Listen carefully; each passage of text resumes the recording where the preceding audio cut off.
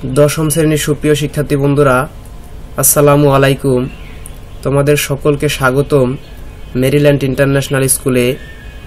তো তোমরা যারা দশম শ্রেণীতে আছো, অর্থাৎ 2022 সালে তোমরা যারা এসএসসি পরীক্ষা দিবে, ইতিমধ্যে তোমাদের পঞ্চম সপ্তাহের অ্যাসাইনমেন্টটি পাবলিশ হয়েছে। তো আশা করি তোমরা তোমাদের পঞ্চম সপ্তাহের অ্যাসাইনমেন্টের প্রশ্নটি হাতে পেয়েছো। যদি প্রশ্নটি হাতে না পেয়ে থাকো, তোমাদের স্কুল অথবা ইন্টারনেট থেকে তোমরা সংরক্ষণ করে নিবে। তো তোমাদের পঞ্চম সপ্তাহের প্রশ্নে বলা হয়েছে যে একটা প্রতিবেদন লিখতে হবে। তো কি সম্পর্কে প্রতিবেদন লিখতে হবে? ভূমিকম্পের কারণ, উৎস ও ক্ষয়ক্ষতি ও করণীয় সম্পর্কে তোমাদের একটা প্রতিবেদন লিখতে হবে। তো তোমাদের এই প্রতিবেদনটি লিখতে হবে তোমাদের প্রধান শিক্ষক বরাবর। তো তোমরা প্রতিবেদনটি তোমাদের প্রধান শিক্ষক বরাবর লিখবে। এই কারণে তোমরা ফার্স্টেই লিখবে যে তারিখ, একটা তারিখ তোমরা এখানে দিবে। তো আমি এখানে ডট ডট দিয়ে রাখছি, তো তোমরা তোমাদের তারিখটা দিবে। তারপরে লিখবে যে বরাবর প্রধান শিক্ষক, তোমাদের স্কুলের নাম দিবে। মেরিল্যান্ড ইন্টারন্যাশনাল স্কুল আমি দিয়েছি, তো তোমরা তোমাদের স্কুলের নাম দিবে। তারপর আমি দিয়েছি শরীয়তপুর সদর শরীয়তপুর, তোমরা তোমাদের জেলা নাম দিবে। তারপরে তোমরা লিখবে বিষয় হলো ভূমিকম্পের কারণ, উৎস, ক্ষয়ক্ষতি ও করণীয় শীর্ষক প্রতিবেদন। তারপরে তোমরা লিখবে জনাব, বিনীত নিবেদন এই যে আপনার আদেশ নং মে.ই.স, অর্থাৎ তোমাদের স্কুলের সংক্ষিপ্ত নাম। তো এখানে মেরিল্যান্ড ইন্টারন্যাশনাল স্কুল হওয়ার কারণে আমি সংক্ষিপ্ত দিছি মে.ই.স। তারপর একটা আদেশ নং এখানে আমি ব্যবহার করছি, তো তোমরা একটা আদেশ নং এখানে ব্যবহার করবে। তারপরে দিবে তোমরা তারিখ। তারপরে বলবে যে তারিখ এত অনুসারে ভূমিকম্পের কারণ, উৎস, ক্ষয়ক্ষতি ও করণীয় শীর্ষক প্রতিবেদনটি নিম্নে পেশ করলাম। তারপরে তোমরা লিখবে সূচনা। তো সূচনায় তোমরা লিখবে ভূমিকম্প হচ্ছে একটি প্রাকৃতিক দুর্যোগ।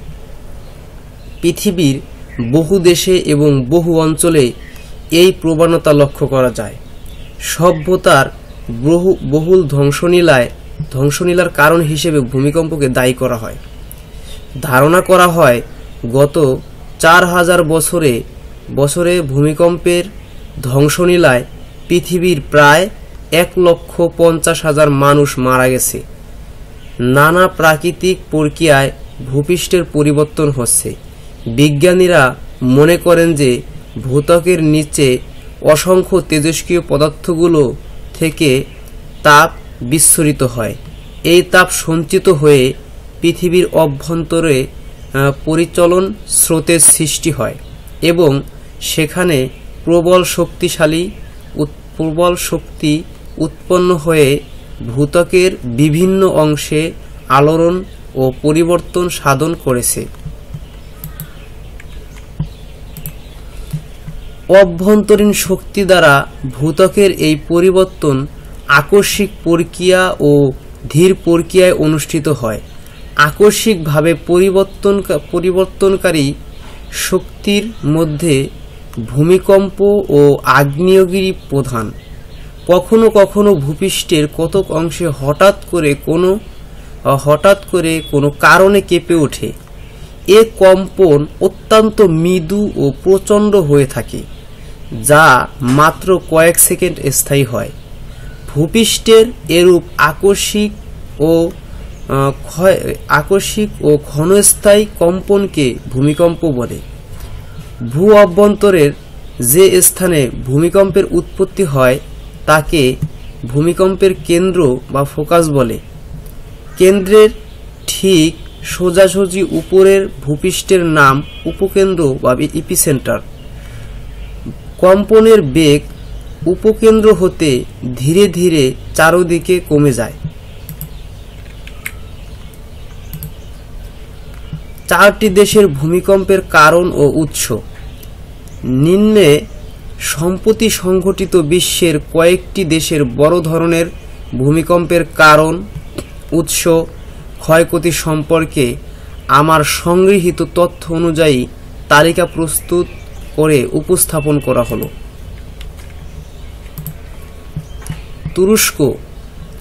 তুরস্ক 25 জুন 2021 ভূপৃষ্ঠ থেকে 15.51 কিলোমিটার গভীরে এই ভূমিকম্পটি অনুভূত হয়। অন্তত 41 জন নিহত এবং 1500 এর বেশি মানুষ আহত হয়। গৃহহীন হয়ে পড়ে আরও কয়েক হাজার মানুষ। চীন 15 জুন 2021 ভূপৃষ্ঠ থেকে 10 কিলোমিটার গভীরে অনুভূত হয়। তাৎক্ষণিকভাবে কোনো হতাহতর খবর পাওয়া যায়নি। ইন্দোনেশিয়া 15 জুন 2021 ভূপৃষ্ঠ থেকে 10 কিলোমিটার গভীরে অনুভূত হয়। এর প্রভাবে সুনামির আশঙ্কা তৈরি হয়েছিল। জাপান 19 মার্চ 2021 ভূপৃষ্ঠ থেকে 12 কিলোমিটার গভীরে অনুভূত হয়। এর প্রভাবে বড় ধরনের সুনামি হয়েছিল।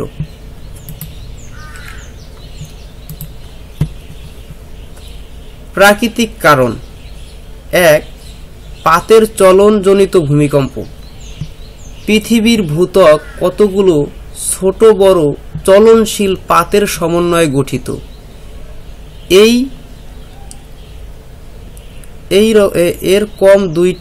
এরকম দুইটি পাতের পরস্পরের দিকে বা পরস্পর থেকে বিপরীত দিকে চলনের ফলে পাত সীমান্ত বরাবর ভূমিকম্প হয়ে থাকে। এই রকম দুইটি পাতের পরস্পরের দিকে অথবা বিপরীত দিকে চলনের ফলে তাপ সীমান্ত বরাবর ভূমিকম্প হয়ে থাকে। এই পাত চলনজনিত কারণ হলো পৃথিবীব্যাপী ভূমিকম্পের প্রধান কারণ, যেমন প্রশান্ত মহাসাগরীয় আগ্নেয় মেঘালয় বরাবর অল্প হিমালয় ভঙ্গিল পর্বত অঞ্চলে মধ্যসাগরীয় শৈলশিরা প্রভৃতি অংশে প্রবল ভূমিকম্পের প্রধান কারণ হল পাতের চলন। 2. স্থিতিস্থাপক প্রত্যাঘাত মতবাদ।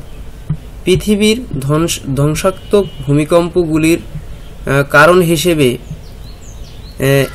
এইচ.এফ.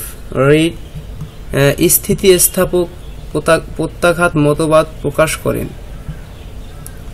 তার মতে ভূ আন্দোলনের শিলাস্তরের প্রবল পীড়নের ফলে বিচ্যুতিতল বরাবর শিলার ভাঙন ও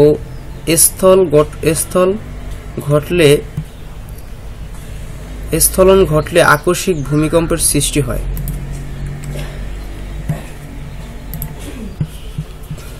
আগ্নেয় উৎপাতজনিত ভূমিকম্প।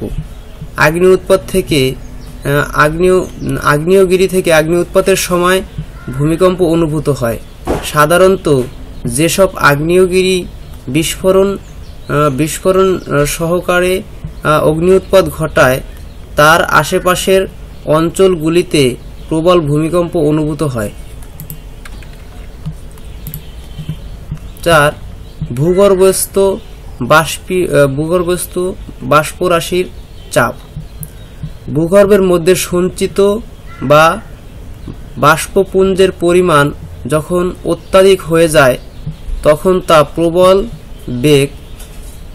প্রবল বেগে শিলাস্তরে ধাক্কা দেয়।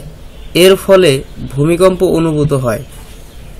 প্রশান্ত মহাসাগরের সন্নিহিত অংশে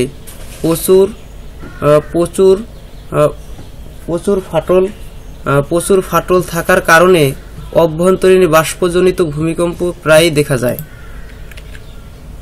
5. তাপীয় সংকোচনজনিত ভূমিকম্প। সৃষ্টির পর থেকে উত্তপ্ত পৃথিবী ক্রমশ তাপ বিকিরণের মাধ্যমে শীতল ও কঠিন হলেও অভ্যন্তরভাগ এখনও অত্যাধিক উত্তপ্ত রয়েছে। ফলে উপরের ও নিচের স্তরের মধ্যে আয়তনের ভারসাম্য রক্ষার নষ্ট হয়।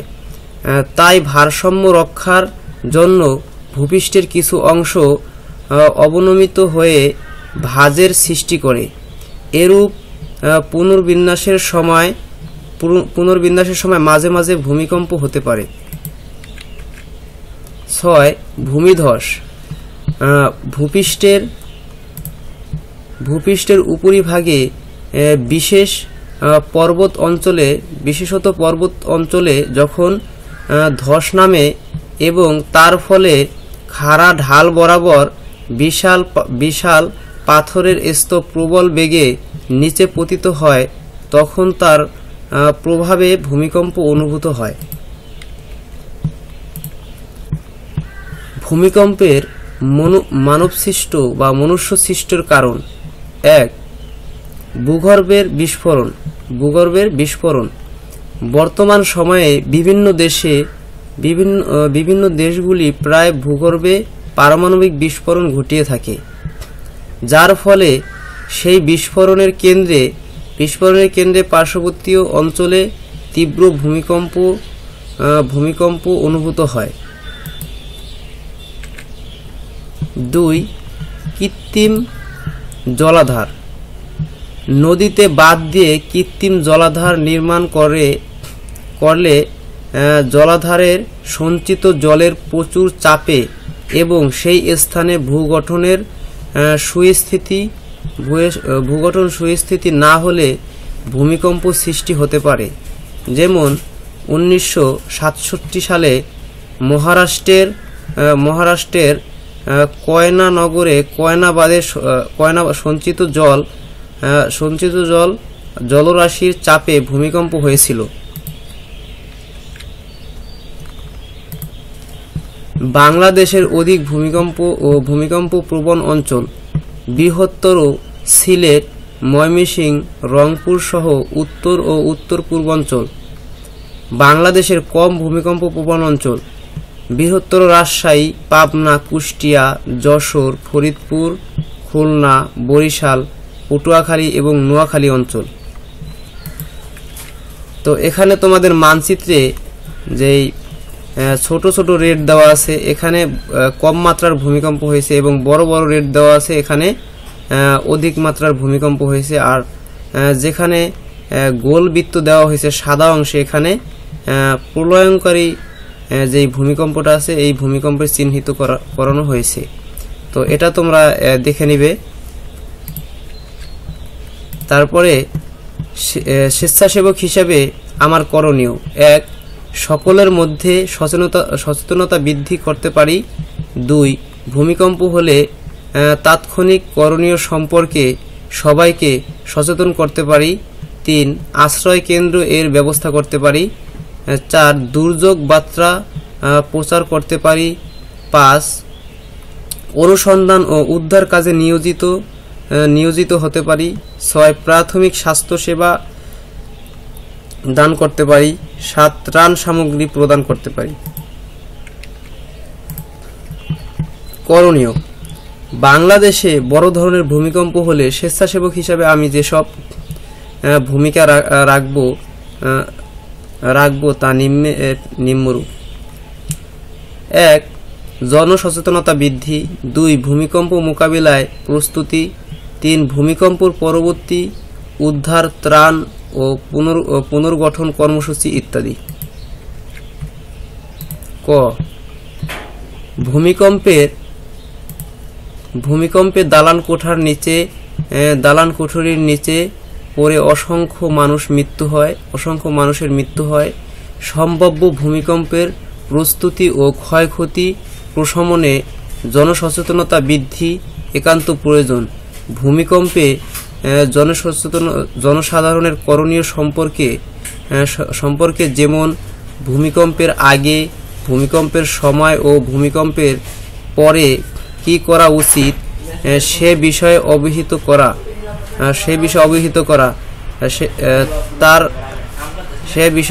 অবহিত করা। তাছাড়া ভূমিকম্প কি, কেন হয় ও এর প্রভাব পরিকল্পিতভাবে বাড়িঘর নির্মাণ না করলে, প্রয়োজনীয় বিল্ডিং কোড মেনে না চললে কি ভয়াবহ অবস্থার সৃষ্টি হতে পারে সে বিষয়ে সচেতন করা।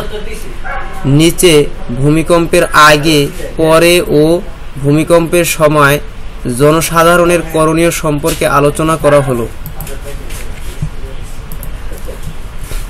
ভূমিকম্পের আগে 1. বিদ্যুৎ ও গ্যাস লাইন বন্ধ করার নিয়ম কানুন পরিবারের সবার জেনে রাখা। 2. ঘরের ওপর তাকের ভারী জিনিসপত্র না রাখা। 3. পরিবারের সব সদস্যের জন্য হেলমেট রাখা। 4. পরিকল্পিত বাড়িঘর নির্মাণের জন্য বিল্ডিং কোড মেনে চলা। ভবনের উচ্চতা ও লোড হিসেব অনুযায়ী শক্ত ভীম দেওয়া। রেইনকোটস কংক্রিট ব্যবহারের পাশাপাশি বাড়ি থেকে নিরাপদ দূরত্বে পাশের বাড়ি থেকে নিরাপদ দূরত্বে বাড়ি নির্মাণ। গ্যাস ও বিদ্যুৎ লাইন নিরাপদভাবে স্থাপন করা। গর্ত ও নরম মাটিতে ভবন নির্মাণ না করা।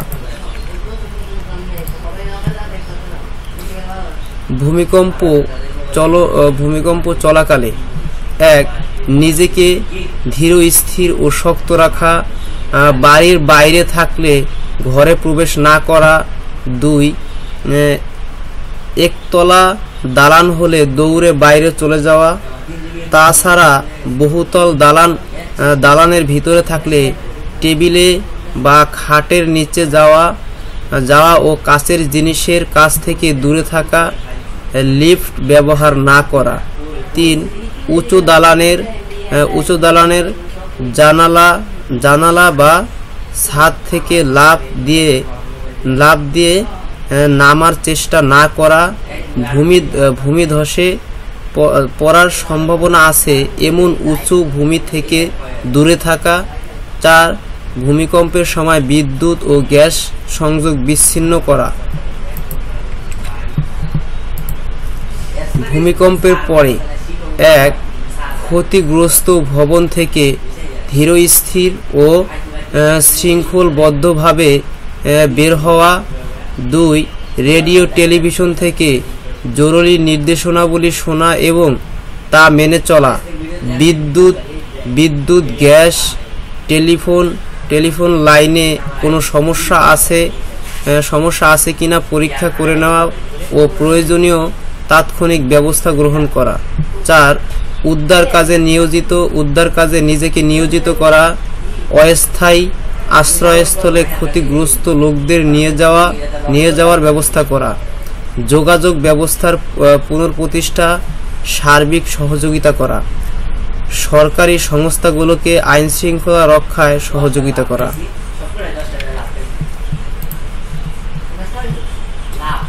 ভূমিকম্প বিষয়ে সরকারি বেসরকারি সব প্রতিষ্ঠানের পূর্ব প্রস্তুতি থাকা আবশ্যক। সেজন্য সম্ভাব্য ভূমিকম্প পরবর্তী সময়ে সঠিকভাবে নিজেকে সেবায় মনোনিবেশন করার জন্য প্রয়োজনীয় প্রশিক্ষণ সহ সব প্রতিষ্ঠানের যথাযথ পদক্ষেপ গ্রহণ করা জরুরি। বর্তমান কাঠামোতে ভূমিকম্প বিষয়ক সার্বিক প্রস্তুতি অত্যন্ত নগণ্য বিধায় পূর্ব প্রস্তুতির উন্নয়ন একান্ত প্রয়োজন।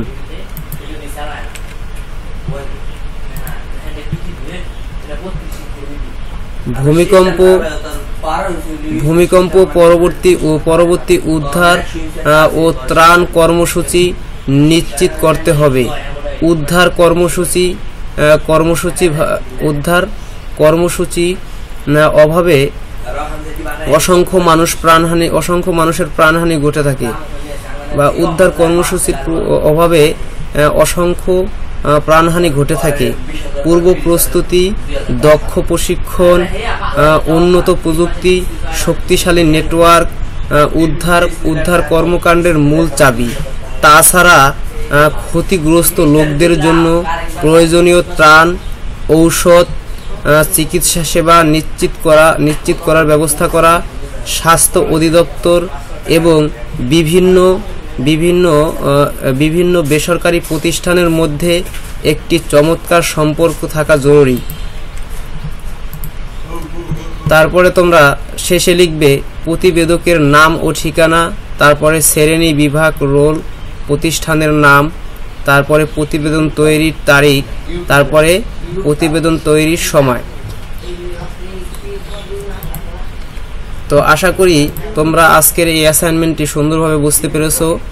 যদি আজকের এই অ্যাসাইনমেন্টের কোনো স্থানে তোমাদের বুঝতে সমস্যা হয় তাহলে অবশ্যই কমেন্টে আমাদের লিখবে, এবং তোমাদের আজকের এই অ্যাসাইনমেন্টটি যদি ভালো লাগে তাহলে অবশ্যই একটা লাইক দিবে, এবং এরকম নতুন নতুন অ্যাসাইনমেন্ট পেতে হলে আমাদের চ্যানেলটি সাবস্ক্রাইব করবে এবং সাথেই থাকো আমাদের পরবর্তী অ্যাসাইনমেন্টটি